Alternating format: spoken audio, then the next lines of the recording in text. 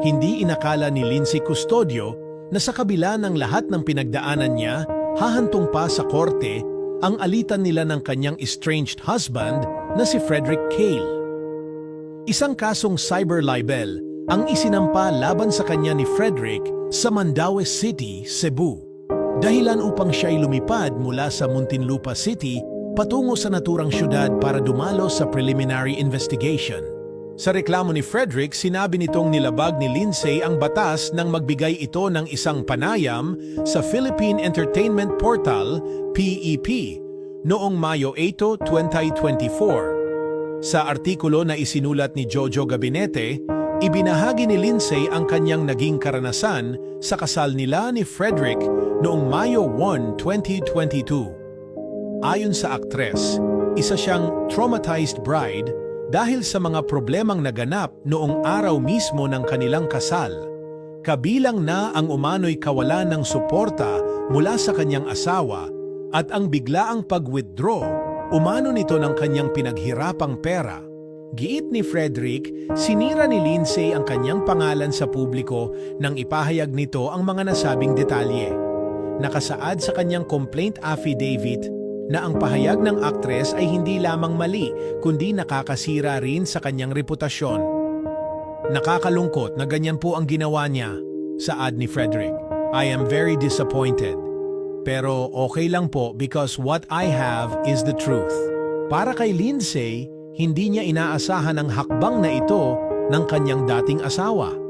Nang makarating sa kanya ang balita, agad siyang nagulat at nalungkot. Nagulat po ako, anya? Mahirap for me kasi I'm from Manila and then I had to fly to Cebu.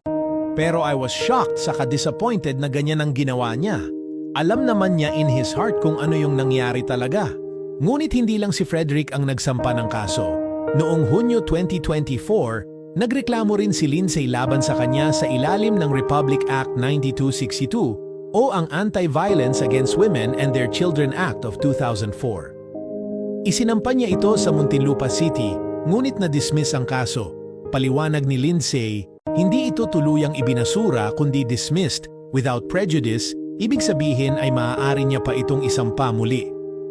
It was dismissed because the incident happened in Quezon City. I filed PO in Muntinlupa, so it's out of the jurisdiction. And also, they're asking for more supporting evidences. Ani Lindsay.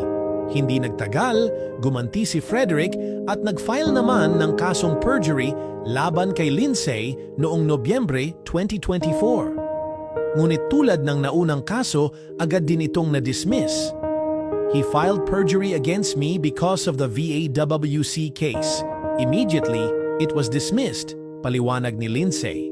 Ngayon, heto na naman at may bagong reklamo si Frederick. Ang cyber libel. Hindi na nagbigay pa ng direktang mensahe si Lindsay para sa dating asawa.